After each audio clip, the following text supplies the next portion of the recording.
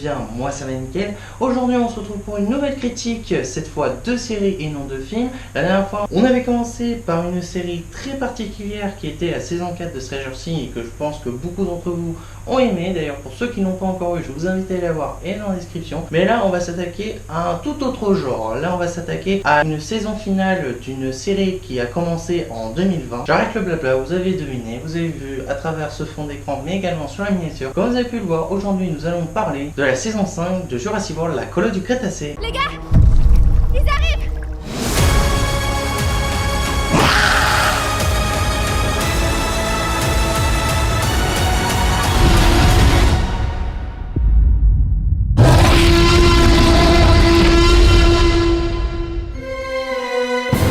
Jurassic World, la colonie du Crétacé est une série d'animation d'action aventurée SF sortie le 18 septembre 2020 qui est composée de 5 saisons et qui s'est terminée là récemment le 21 juillet 2022 et qui a été créée et réalisée par Colin Trevorrow, Steven Spielberg, Frank Marshall ainsi que Zack Stentz. Elle a été produite par Universal Pictures Dreamworks mais également diffusée sur Netflix. Juste avant de commencer, je tiens à préciser que d'habitude je fais une partie spoil et une partie non spoil. Là il n'y aura que du spoil parce que c'est assez compliqué de faire une partie zéro spoil, surtout sur cette série. Donc tout simplement, si vous avez vu la saison 5, vous pouvez rester.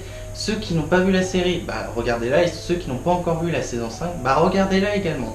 Alors ceux qui sont partis, je vous souhaite un bon visionnage. Et ceux qui sont encore là, nous pouvons commencer. Tout d'abord, nous allons commencer par un petit résumé de la saison 5 avant de passer à mon analyse et à mon avis sur cette saison. C'est parti. La saison 5 commence là où la saison 4 nous avait laissé, avec l'arrivée du père de Kenji, Monsieur Kon, renouvelle l'espoir d'un sauvetage pour les campeurs, mais alors que les plans infâmes de Mantacorp se précisent et que l'un des camps femmes tourne tout seul, les autres doivent s'unir s'ils veulent sauver les dinosaures et rentrer chez eux. Comme j'ai pu remarquer, il y a beaucoup de personnes qui apprécient bien la série La Colo du Crétacé. Et j'étais pas le seul à remarquer que on a tous été un peu déçus de la saison 4, surtout à cause d'un élément qui était les robots, les Bradix. On voyait même plus trop les dinosaures, c'était plus les robots en avant. Et ça nous fait penser un peu à Star Wars le délire. Moi ça me dérange pas. Bon, si ça me dérange quand même parce que je préfère voir Jurassic que Star Wars quoi. J'ai pas payé mes heures de trucs, bon c'est gratuit quoi, mais j'ai pas payé pour voir ça quoi. Du coup la saison 5 allait avoir un peu de difficulté tout simplement parce qu'il a été très attendu par beaucoup de personnes et surtout il devait pas faire les mêmes erreurs sinon ça aurait été fini. Et surtout que c'est la fin de cette série parce qu'elle est composée de 5 saisons. La sortie de la 5e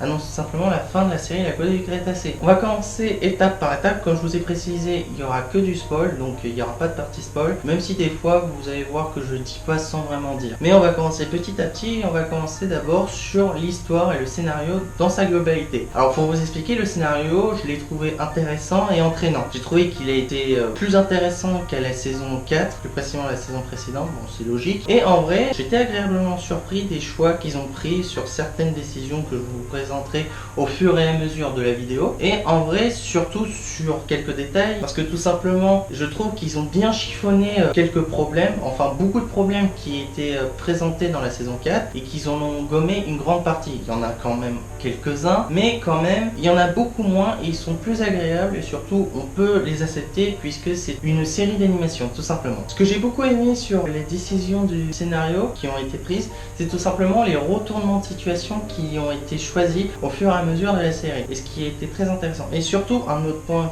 qui est aussi bien, c'est que au début il se passe pas grand chose. Sur les 2-3 premiers épisodes il ne se passe pas grand chose et c'est à partir de l'épisode 4 et vers fin épisode 3 qui commence à se passer encore plus de choses mais qui commence à garder quand même le haut de la bouche pour les derniers épisodes de la saison. Et j'ai trouvé que ce parti qu'ils ont pris était intéressant tout simplement parce que ça nous permettait de reprofiter de cette bande de potes qui est très attachante et drôle et tout simplement de profiter également sur les créatures du film puisque en effet là elles sont beaucoup plus mises en avant et les Brad et les Bradix sont vraiment mis à l'écart. Ils sont quand même présents mais maintenant ils font partie vraiment du décor jusqu'à plus apparaître du tout et ça c'est vraiment une bonne décision à prendre et ça se voit qu'ils écoutent les fans de cette série, tout simplement. Et ça, c'est plutôt bien. Parce que d'habitude, quand on se plaint, il y a certaines personnes qui s'en foutent et qui ont fait les mêmes erreurs. Bah là, ils ont fait l'effort de nous écouter et de régler ces problèmes. Donc déjà, ça c'est pas mal. Dans la globalité, en vrai, le scénario et son histoire de la saison est très intéressant. J'ai trouvé que c'était une bonne partie pour certains points, surtout sur les Brad et les Bradix. Et j'ai trouvé que ça nous permettait de nous donner une grande partie de suspense au fur et à mesure des épisodes, jusqu'à l'épisode final. Maintenant, on va passer sur un autre point qui est sur les effets d'animation, bon, plus précisément les effets spéciaux qui ont été mis, les petits effets d'animation. J'ai trouvé que c'était la saison de toute la série qui avait les meilleurs effets d'animation, parce que le gros point qu'on avait reproché lors de la première saison de cette série, c'est tout simplement que l'animation était assez particulière, qu'on avait du mal à l'apprécier parce qu'il y avait une impression que ça a été fait à la va-vite et que c'était pas très bien soigné. Et à la saison 2, ils ont réglé ce problème, à la saison 3 aussi, la saison 4 aussi, ça c'est un point qui était important. Mais à la saison 5, je trouve que c'est la meilleure mise en avant des effets d'animation, surtout sur les créatures, qui là, selon moi, pour certains épisodes, j'ai trouvé qu'ils étaient réellement réels. J'avais l'impression, sincèrement, qu'ils étaient face à moi, ils étaient bien terrifiants. Et j'ai trouvé bizarre ça, surtout que c'était un truc d'animation, alors que faire un truc comme ça, c'était un pari, et ça a été bénéfique, tout simplement parce que ça rend l'animation plutôt très bien. Et sur toutes les créatures, que ce soit le Spinosaure, le T-Rex, les Dinophosaures, également la nouvelle créature, oui, parce que à chaque nouvelle saison, il y a une nouvelle créature, enfin plus précisément un nouveau dinosaure. Et là, pour cette saison-là, le nouveau dinosaure, c'est un dinosaure vraiment connu au bataillon. Moi-même, je le connaissais même pas, et pourtant je fais que de découvrir des reportages de dinosaures et tout. Celle-là était inconnue au bataillon, que ce soit dans les films, les séries, vraiment rien. Et ce dinosaure s'appelle un Othosaurus. C'est une sorte de caméléon, enfin d'iguane marin qui peut nager et aller sur la terre ferme. Vous avez une photo là de toute façon, donc vous voyez un peu à quoi ça ressemble. Sur les effets des personnages aussi, parce que sur l'animation qui a été apportée aux personnages, j'ai trouvé qu'ils ont été encore plus réalistes que dans les saisons précédentes. Et j'ai trouvé qu'on ressentait réellement l'émotion qu'ils traversaient, que ce soit la joie, la tristesse, le dégoût. C'est vraiment une salade de fruits dedans dans leurs émotions. Et ça se voit extrêmement bien grâce à l'animation qui est vraiment soignée et bien faite. Et ça, c'est quelque chose de très bien parce que je me suis vraiment plus attaché aux personnages, très attaché aux saisons précédentes. Mais là, pour cette saison, je me suis vraiment attaché comme je n'aurais pas pensé. Et c'est plutôt bien parce qu'en vrai, pour que des personnages de série te permettent d'être attaché à eux, il faut en donner quoi. Donc en vrai, dans la globalité des effets d'animation et spéciaux, j'ai trouvé qu'ils ont été soignés, ils ont été présentés d'une manière remarquable. J'ai trouvé qu'ils se sont surpassés aux saisons précédentes et ils ont permis de s'attacher plus aux personnages pour qu'on ressente plus leurs émotions qu'ils sont en train de traverser au fil de cette saison. Et aussi sur les créatures, qu'elles sont extrêmement bien faites, et surtout sur la nouvelle créature que je trouve très terrifiante, mais également sur certains détails de créatures qui ont l'air vraiment réels et très réalistes. Plus on a l'impression qu'ils sortent de l'animation du dessin animé pour devenir un peu réel, comme dans la saga Jurassic Park. Mais également sur les décors qui sont aussi très beaux et très soignés, mais qui nous permettent également de découvrir au fur et à mesure de nouveaux éléments et de nouveaux lieux qu'on n'avait pas encore découvert à la saison 4. Troisième point qui est la musique. Oui, à chaque fois je vous ferai la musique parce que pour moi la musique, comme je vous l'ai dit, c'est très important, que ce soit film ou série. Et pour ce qu'il s'agit de cette série, je trouve que, bon, déjà la musique a été prise par des bandes son qui ont été composées par John Williams et Michael Giacchino, mais présente également un autre compositeur qui a composé des nouveaux bandes son pour la série, hors des moments de bandes son qui ont été reprises par ces deux compositeurs que je viens de vous citer, et qui permettent de ressentir de nouvelles émotions. Et j'ai trouvé que ces nouvelles bandes son étaient très intéressantes. Bon, je fais durer le suspense simplement. En gros, le compositeur, enfin le troisième plus précisément, qui a composé la musique de la série, oui, il a composé la musique entière de la série pour toutes les bandes son. Il s'agit de Leo Biramdea. Je vous mets son nom juste là et je vous laisserai regarder sa filmographie. Il n'est pas encore trop connu et j'ai trouvé que sa bande son est agréable et est assez surprenante parce qu'il a pris le parti de faire des petites bandes son à chaque fois différentes qui reprennent quand même des petits éléments par-ci par-là qui ont été prises des autres films, voire même de d'autres films, qui font penser à des catégories de films ou de séries également, parce qu'il s'est inspiré de beaucoup de musique et ça se ressent. Et ça permet de me dire qu'il a fait quand même un petit boulot très très intéressante sur la bande son de cette série. Mais en particulier cette saison parce que c'est là où j'ai trouvé qu'il a le plus d'émotions et qui m'a fait ressentir plus de choses contrairement aux autres saisons précédentes. Avant cette saison-là, c'était la saison 3 qui m'avait fait ressentir plus de sensations fortes. Bah là maintenant c'est la saison 5. Et comme je vous l'ai dit, on nous représente certains éléments du décor, tout simplement pour nous faire découvrir de nouveaux lieux qui vont être très intéressants pour découvrir de nouveaux dinosaures, mais également des éléments qui vont nous permettre de se rattacher à la saga, puisque dans la saison précédente, on avait le début des contrôles des dinosaures, et dans le film Jurassic World Dominion, on avait également ça. Moins bien fait que dans cette saison, tout simplement parce que je trouve que le contrôle des dinosaures a été assez particulier. De contrôler les dinosaures avec une manette de jeu vidéo, on pourrait faire penser qu'il s'agit de personnages de jeu et qu'on peut leur faire n'importe quoi. Mais ce parti-là me fait penser que je trouve quand même que grâce à l'animation, tout simplement que le contrôle des dinosaures, je trouve qu'il a été mieux présenté que dans le film Dominion, et aussi, surtout, les combats qui sont plus satisfaisants que dans Jurassic World Dominion. Même si pour moi je trouve que Jurassic World Dominion avait fait quelque chose de très intéressant, je tiens à dire quand même que la saison 5 nous a présenté un contrôle de dinosaures plus maîtrisé, mais surtout des combats mieux réussis. Et quand je dis qu'ils nous permettent de nous présenter de nouveaux lieux qui n'ont pas été présentés dans la saison 4, c'est tout simplement pour nous présenter des petits détails dissimulés par-ci par-là qui sont en lien avec la saga. J'en dirai deux tout simplement à la fin de la vidéo pour la conclusion, pour dire qu'est-ce qu'on sait pour l'instant de cette série. Et ce que je peux vous dire pour l'instant, déjà un premier lien qui est très intéressant, c'est au moment où on nous fait redécouvrir l'île, parce qu'à un moment il retourne sur l'île, on nous fait ramener des personnages qu'on avait appréciés dans les saisons précédentes, que ce soit Toro le Carnotaure, aussi Petite Boss l'Ankylosaure, la meilleure amie de Ben, qui nous avait vraiment touché dans la saison précédente en attendant ses amis dans le camp où ils étaient, sauf qu'ils étaient partis. La voir triste comme ça nous avait tous brisé le cœur. Et là la revoir dans cette saison, surtout avec tous ses amis dans la même île, c'était très agréable. Mais un autre détail qui nous fait comprendre un peu les origines du grand méchant de Jurassic World Dominion, c'est tout simplement, comme vous savez, Biosyn. Et dans cette série, plus précisément dans cette saison, nous voyons le début de Nelson. Vous savez, c'est le méchant dans Jurassic Park 1 qui donne l'espèce de pré-rasage à Nedry pour voler les embryons de dinosaures. Et ce qu'on remarque, c'est que on comprend comment il a pu récupérer ce pré-rasage, parce qu'on se demandait, il l'a dans Jurassic World Dominion, mais comment il a fait pour le récupérer? Tout simplement, lorsqu'il a fait un contrat avec le père de Kenji pour acheter des dinosaures, ils ont essayé de trouver un dinosaure en particulier, et lors de leur balade, ils ont retrouvé le pré-rasage. Donc ça, c'était vraiment intelligent de prendre ce choix-là, parce que c'était une question qui a été au fond des oubliettes, et nous le ramener comme ça pour répondre à cette question, c'était excellent, je trouve. Autre lien de la saga qui est aussi intéressant, qui est l'un des combats de dinosaures qui nous a plus brisé le cœur, tout simplement, qui est une des raisons pourquoi on a détesté un film en particulier de la saga Jurassic Park, puisque comme vous le savez, selon moi, pas pour tout le monde mais pour une grande majorité, par exemple mes parents apprécient ce film, ça je les comprends pas, tout simplement le film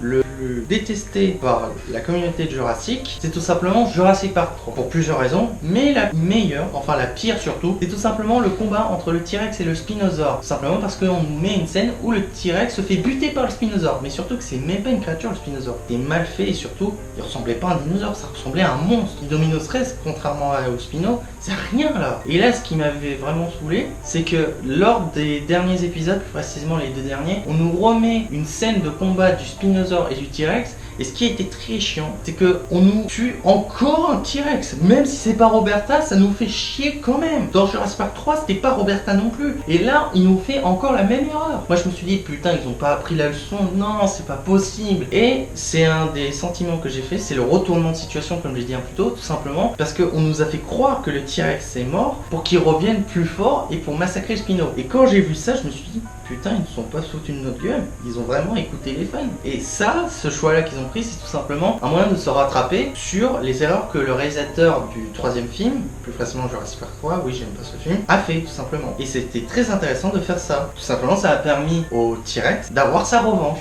Dernier point que je peux vous citer avant la partie bilan, c'est sur les personnages. Alors comme vous le savez, nos 6 petits aventuriers, que ce soit Darius, Brooklyn, Yasmina, Sammy, Ben et Kenji, chacun d'entre eux sont attachés attachants à leur manière. Le personnage qu'on pourrait détester le plus, c'est tout simplement Kenji, qui a trahi ses amis, mais qu'au fil des épisodes, on se rend compte qu'il a été tout simplement manipulé par son père, et on se rend compte qu'en fait, que le vrai méchant, enfin, la personne à vraiment détester, c'est le père de Kenji, parce que c'est une ordure, il veut vendre les dinosaures, il s'en fout des sentiments qu'ils peuvent ressentir, même après que les enfants leur ont montré que ces dinosaures ne sont pas des monstres, pas des créatures horribles, mais des êtres vivants qui méritent d'être libres. Et c'était très intéressant parce que je trouve que c'était un personnage qui a été développé d'une manière très intelligente sur un point de vue psychologique, et je trouve que sur toute la saga, enfin plus précisément toute la saga de Jurassic World, la colonie du Crétacé, en gros toute la série, je trouve que c'est le méchant, le mieux écrit, le mieux présenté depuis la sortie de la série. Mais sur les autres personnages, Kenji reste quand même attachant parce qu'il répare ses erreurs, et surtout l'amour qu'il éprouve avec Brooklyn est très attachante.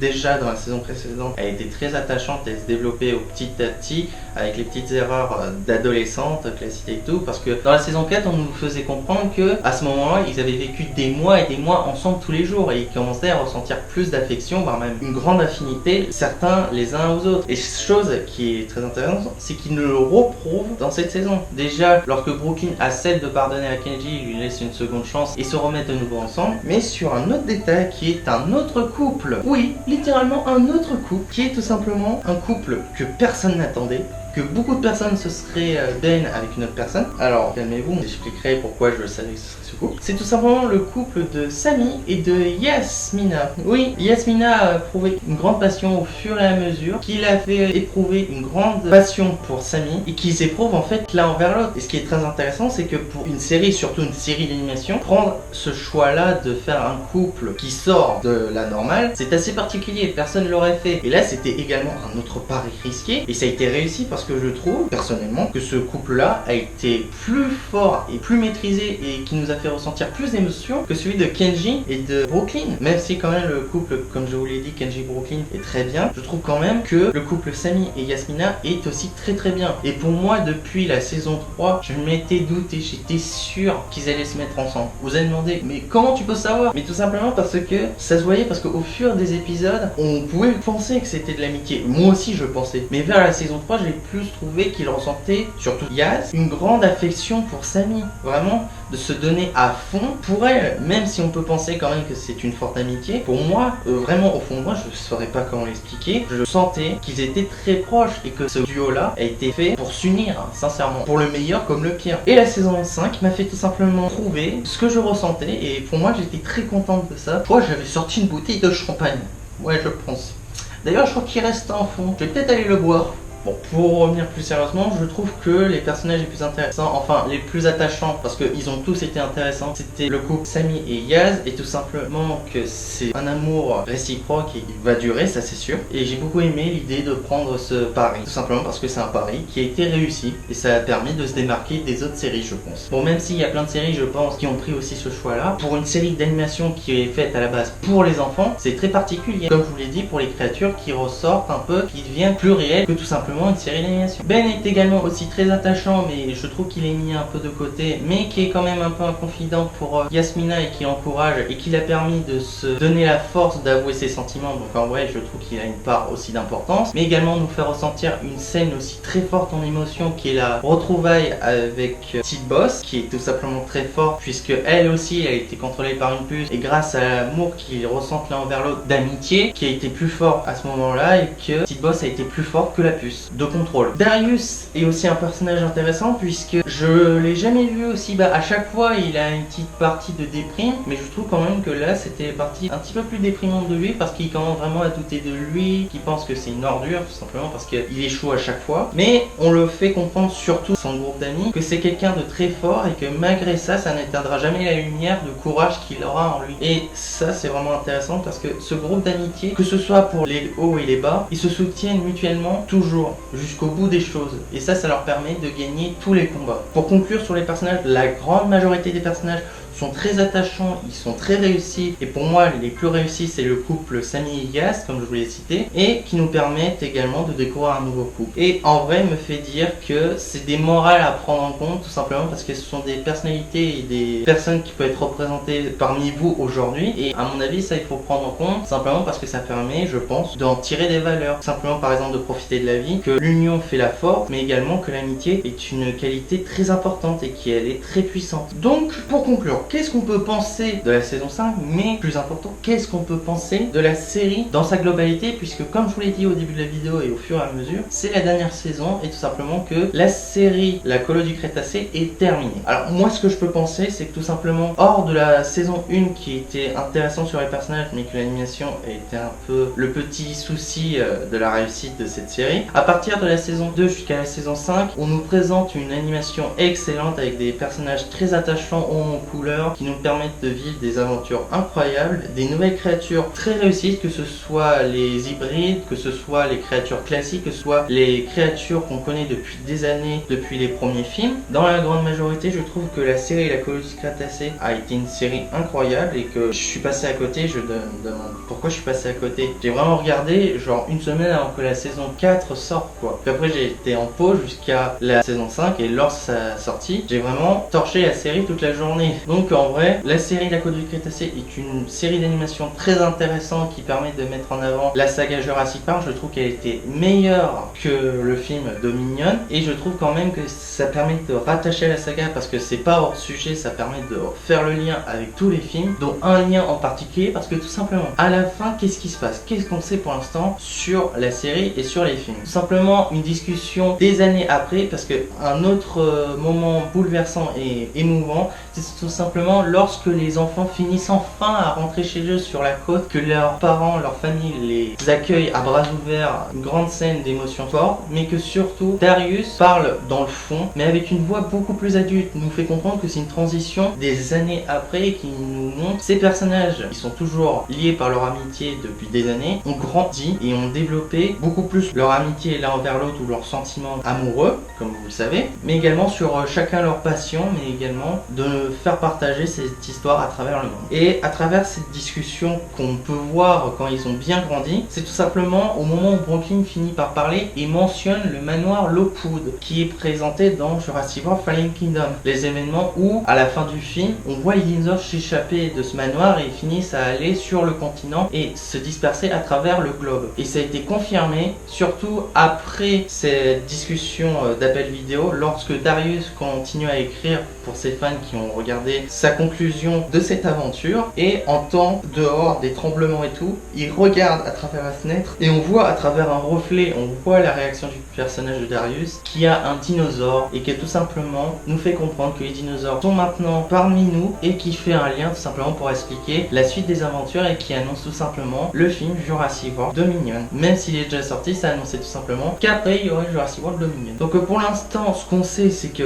c'est sûr, la série est terminée, que c'était une conclusion très réussite, mais qui n'est pas possibilité également de faire d'autres séries, voire même d'autres films, parce que comme je vous l'ai dit dans Dominion, Bryce Dallas Howard, qui joue Claire dans la saga Jurassic World, voudrait réaliser un film Jurassic, ou voire même une série en lien avec la saga Jurassic Park ou Jurassic World, puisque elle est également réalisatrice. Elle a réalisé Boba Fett, qui est une série plutôt intéressante, qui n'est pas excellente mais qui est très bien. Donc en vrai, ça me fait penser que la saga n'a pas dit son dernier mot et que surtout, avec l'accueil que cette série a reçu, je pense que ça va pas démotiver Universal de produire d'autres films dans cet univers-là. Donc dans l'ensemble, je trouve que la série a été une réussite. Et pour ce qu'il s'agit de la saison 5, je trouve que c'était une série très attachante. Je trouve que c'était la meilleure de toutes. Je trouve que les personnages sont très bien travaillés. Je trouve que l'émotion que j'ai éprouvée a été confirmée à travers la réussite de cette saison. J'ai éprouvé beaucoup de sensations fortes, que ce soit la tristesse, la joie, la haine, la trahison, le dégoût. Vraiment, il y a de tout. C'est une salade de fruits pour vous expliquer. Mais également sur les effets d'animation qui sont vraiment beaucoup plus mis en avant et qui sortent de l'animation pour aller un peu plus dans le réalisme, je trouve. Et je trouve que la musique, hors des bandes-sons qui ont été prises par John Williams et Michael Giacchino, que le troisième compositeur, Leo Birenberg, a fait quand même un bon boulot sur les nouvelles bandes son, que le scénario de l'histoire a été bien soigné et surtout réfléchi d'une manière intelligente et qui a été travaillé après les écoutes des fans et qui ont réparé des erreurs, mais surtout beaucoup plus réparé que ce que Jurassic World Dominion a fait, surtout en laissant un nouveau combat entre le Spino et le T-Rex. En vrai, la série La Colonie du Crétacé a été une série incroyable, même si pour moi ça peut être pas réellement objectif, tout simplement parce que j'adore cette saga, mais pour vous expliquer, en vrai, personne peut cracher dessus en disant qu'elle est mal faite et tout, à part la saison 4, mais tout simplement que cette série a été très attachante et que vraiment elle est faite pour tout le monde et surtout pour les fans de cette saga. La saison 5 nous a prouvé que c'était une réussite et je trouve que sincèrement, si ça annonce la fin, ça annonce juste la fermeture d'une porte, mais ça annonce aussi l'ouverture d'une nouvelle porte, plus précisément sur de nouvelles aventures dans la saga Jurassic Park, voire même Jurassic World, ou voire même de la série La Colonie du Crétacé. Donc en vrai, j'ai bien apprécié la série. Voilà les amis, c'est la fin de cette critique, j'espère qu'elle vous aura plu. Alors comme pour la série Stranger Things, ça a été plus compliqué de vous la présenter, tout simplement que là, il n'y a que du spoil, donc désolé si vous préférez partie spoil et partie sans spoil. Ce sera vraiment pour les films, voire même pour certaines séries, ce sera pas pour tout le temps. Ça dépendra de ce qu'on peut présenter dans la série, parce que différemment de la série Stranger Things, la série Jurassic World La Colonie du Crétacé a été très différente à présenter tout simplement, et c'est pour ça que j'ai pris le choix de la présenter de cette manière. Mais en tout cas, j'espère que ça vous aura plu. N'hésitez pas à me dire dans les commentaires ce que vous avez aimé sur la série Jurassic World La Colonie du Crétacé, mais également ce que vous n'avez pas aimé, mais surtout ce que vous avez pensé de cette saison, plus précisément de la saison 5. Mais également, dites-moi ce que vous avez ressenti sur la nouvelle attachement d'émotions fortes entre les nouveaux personnages, surtout avec le couple Sammy et Yas. Et dites-moi sincèrement ce que vous en avez pensé dans la globalité, mais également dites-moi dans les commentaires des films que vous me conseillez à faire en critique, mais également des séries, voire même des jeux. Bon, les jeux j'ai pas encore commencé, mais je le ferai quand je voudrais, donc vous inquiétez pas, il y en aura une tôt ou tard. Mais pour l'instant, je vous conseille quand même d'aller voir les autres vidéos de ma chaîne, de vous abonner à ma chaîne, de liker cette vidéo de toutes les autres et tout simplement de partager ma chaîne avec vos amis, avec votre famille ou avec qui vous voulez. On se retrouve pour une prochaine critique, voire même une vidéo jeu vidéo. Et sur ce, je vous dis à la prochaine et salut, bye.